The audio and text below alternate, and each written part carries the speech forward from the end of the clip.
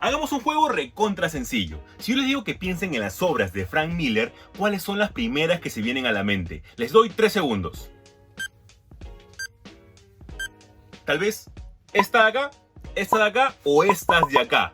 Y sí, es un autor bastante bueno y que sus obras son más que recordadas, pero hay más que eso. Y seamos honestos, hay más de 1500 reviews, tesis, revisiones, etcétera, del regreso del Caballero de la Noche. Y sí, lo vale totalmente, es una obra extraordinaria. Así que antes de comenzar con lo que realmente va a tratar el video, hagamos un repaso de esta historia.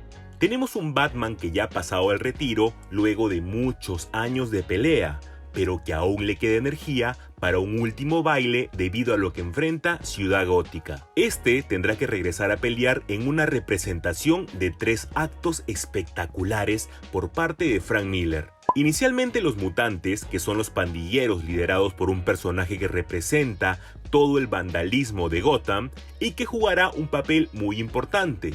Luego tendremos a un Joker que estuvo por mucho tiempo siendo tratado, esperando el regreso del Caballero de la Noche y que principalmente tenga la motivación que él buscaba para un nuevo enfrentamiento. Y finalmente tenemos a un Superman totalmente controlado por el gobierno americano, sin interesarle ni siquiera su propio bienestar, con tal de seguir una orden. Él será encargado de ponerle un alto a todos los actos de Batman, supuestamente vandálicos, y que principalmente van en contra del gobierno. Esto ha llevado a diversas adaptaciones, tanto en la pantalla grande como animación. Por ejemplo, la película del año 2012, dirigida por Jay Oliva en 2 partes, que si bien tiene algunos cambios, cumple con la esencia. Eso sí, creo que el único cambio que no me gustó fue el del presidente de los Estados Unidos. Era genial verlo en un andador con la bandera de los Estados Unidos. Y obviamente no nos podemos olvidar de una clara referencia e inspiración en el Batman v Superman de Zack Snyder, en donde vemos la pelea entre 2 titanes con muchas escenas bastante similares. Sí, incluso la de la Kriptonita. Y aprovecho para decir que el personaje de Green Arrow es corto, pero impresionante.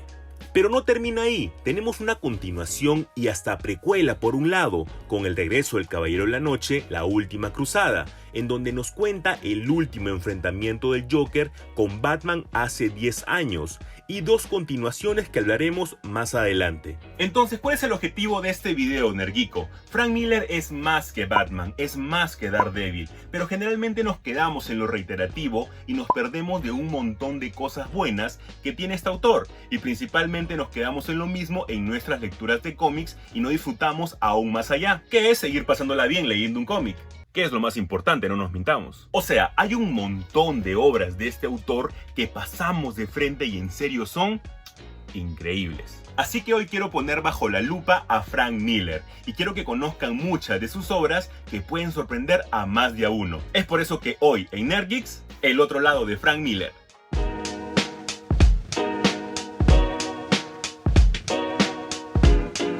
Primero conozcamos un poco del artista. En sus primeros años pasó por muchas editoriales trabajando básicamente en terror como en cómics de The Twilight Zone o Weird War Tales, para luego pasar a Marvel ya con un poco más de reconocimiento, donde pudo dibujar a Spider-Man en Peter Parker de Spectacular Spider-Man número 27, donde hace un crossover con Daredevil. Apunten este dato que será muy importante después. Luego de algunos años, Joe Duffy, quien era editora y dibujante en Marvel Comics, admiró mucho el trabajo de Frank Miller, hecho previamente en sus años con terror y ciencia ficción, y habla con Jim Shooter, quien era el jefe editor de Marvel Comics en ese entonces, para que Miller se hiciera cargo del demonio de Hell Kitchen, por el estilo que le había dado en los cómics de Spider-Man. Y así en mayo de 1979 llega el número 158 de Daredevil, dibujado por Frank Miller y escrita por Roger McKenzie. Luego de varios cambios, Frank Miller se haría completamente con el título desde el número 168 de Daredevil, en donde también es una de las primeras apariciones de Elektra. Además, introdujo personajes y le dio mayor importancia a otros, como Stick y la organización de La Mano, y las ventas del demonio subieron como la espuma. Luego de esto sería éxito tras éxito de Frank Miller, y en el año 1982 se une a Chris Claremont para una serie corta de Wolverine, la cual sería un éxito en ventas, y el siguiente año se pasa a la vereda al frente, a DC Comics. Comienza una de sus obras que debería ser leída por todos los nergicos. Ronin es tal vez de esas historias que se pierden en este amplio abanico que tiene Frank Miller, pero en serio cuando la lees, principalmente te deja con esa sensación magnífica que has tenido una gran aventura. Nos cuenta la historia de un samurái en la época del Japón feudal que jura proteger a su señor, Lord Ozaki, quien es portador de la espada de sangre, la espada que le perteneció al demonio llamado Agat. Una noche, este demonio disfrazado de geisha busca su espada y mata a Lord Ozaki, lo que hace que el joven samurái deshonrado quiera buscar venganza y se convierta en un Ronin. Luego de viajar por el mundo, se enfrenta con Agat, empuñando la espada de su maestro, enfrentándolo, y antes de morir junto al demonio, este no permite que se salga con la suya y encierra a ambos en la espada hasta que alguien los libere. 8 siglos después, en una Nueva York caótica y casi en el colapso, las almas de Agat y el Ronin son liberadas. Ronin tomará el cuerpo de un joven sin extremidades, llamado Billy, pero con poderes telequinéticos, lo que hará su tarea de matar a Agat en estos tiempos aún más difícil, pero no imposible. O sea, este cómic tiene de todo. Tiene samuráis, tiene demonios, tiene viajes en el tiempo, tiene robots y principalmente mucha, pero mucha violencia. Sus derechos para una posible adaptación han dado muchísimas vueltas alrededor de los años. Y sí, está más que obvio que Samurai Jack se inspira un montón en esta historia. Luego, en el año 1986, Frank Miller lanza The Dark Knight Return, el mismo año que Alan Moore, en compañía con Dave Gibbon, lanza Watchmen. ¡Qué calidad la de ese año, eh!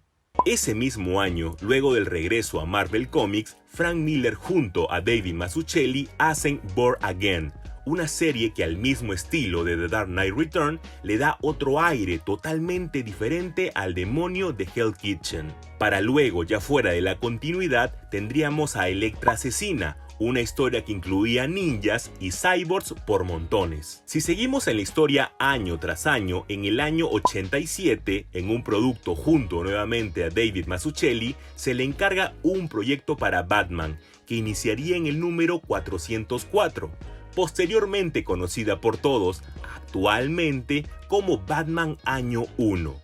Una historia espectacular sobre el origen de Batman y esencialmente visto desde el punto más humano, o sea, Bruce Wayne.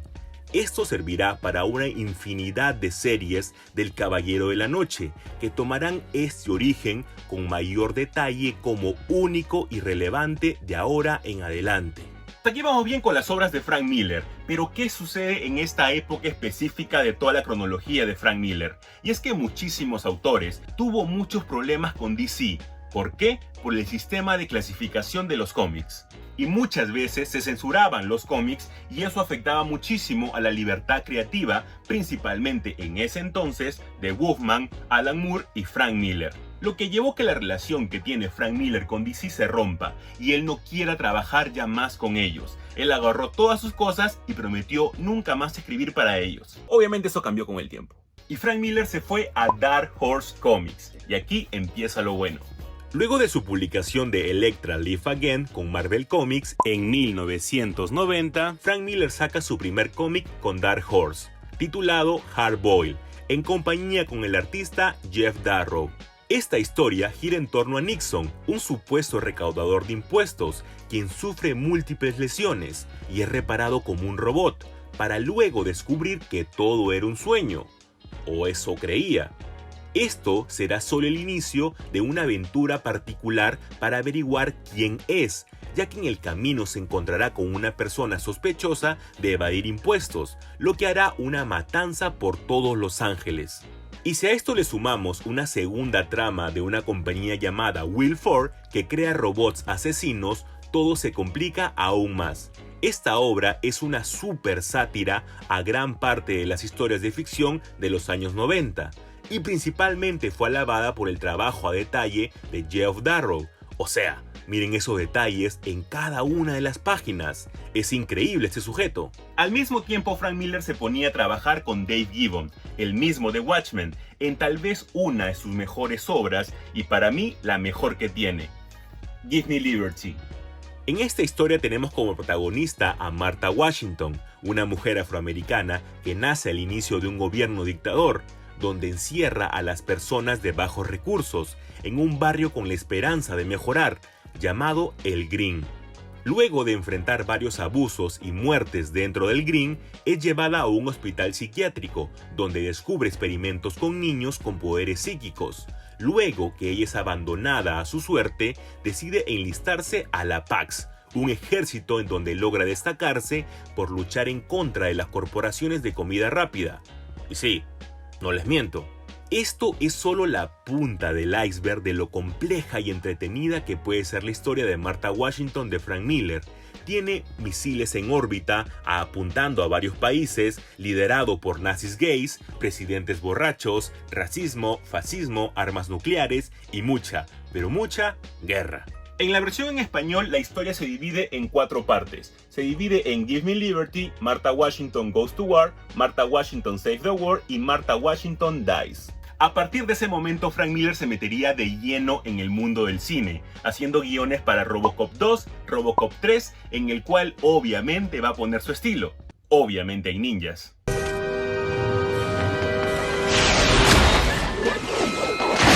Algo que no terminaría ahí, sino que comenzaría a ampliar el abanico de aventuras de Robocop y crearía el cómic de Robocop vs. The Terminator.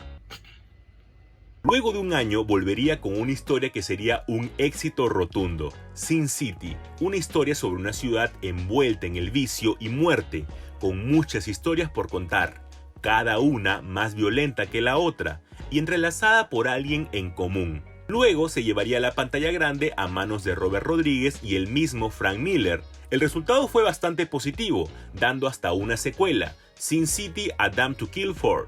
Y continuando, en el año 1993 haría junto a John Romita Jr. Daredevil, el hombre sin miedo, dándole en solo unos cuantos números un origen con mayor detalle al personaje que tanto amó y que le dio un inicio en el mundo de los cómics. Finalmente, Nerkicos, en 1995, Frank Miller junto a Joe Darrow comienzan a crear una serie de historias, entre ellas Big Guy y Rusty, el chico robot. Una historia llena de patriotismo americano ya casi obsceno. La historia es muy sencilla y a la vez también muy graciosa. Un experimento fallido ha creado una criatura prácticamente indestructible en todo Japón, y ni las fuerzas militares mejor equipadas pueden parar su avance. Por lo cual Japón lanza su mejor arma posible que ha estado creando año tras año, Rusty, el chico robot. Obviamente es una clara referencia a Astro Boy de Osamu Tezuka, pero eso sí, en el peor escenario posible, pues resulta ser un fracaso ante el monstruo. Al no encontrar ningún tipo de esperanza, tienen que llamar a la mejor arma de los Estados Unidos, Big Guy, un robot que tiene toda la ingeniería y poder americano para poder salvar a Japón. ¿En serio? ¿Solo Estados Unidos? Esta historia fue solo 2 capítulos y una aventura, pero agradó tanto en el mercado americano que se creó una serie contando las aventuras de este gran robot y el inservible Rusty, el chico robot. Luego de eso, Nerkicos, Frank Miller tiene varias obras que ya son conocidas por todos, como 300, All Star Batman and Robin, The Boy Wonder, las continuaciones del Caballero Oscuro, como El Contraataque y The Golden Child, y sin olvidarnos de la reciente novela, junto a Tom Wheeler, titulada Maldita, que nos cuenta una nueva versión del Rey Arturo, básicamente desde el punto de vista de la Dama del Lago. La adaptación muy pronto la tendremos por Netflix. Y bueno, todos cometemos errores, ¿no? Finalmente, Nerkicos, nos podemos dar cuenta que Frank Miller es más que Batman, es más que Daredevil, y únicamente hemos nombrado algunas obras. Hay un montón todavía más por descubrir. Así que díganme en los comentarios cuál ha sido su favorita de este video o cuál es su obra favorita de Frank Miller y por qué. No se olviden de suscribirse para seguir haciendo videos, de seguirme en mis redes sociales y de siempre, pero siempre leer. Nos vemos la próxima semana. ¡Chao!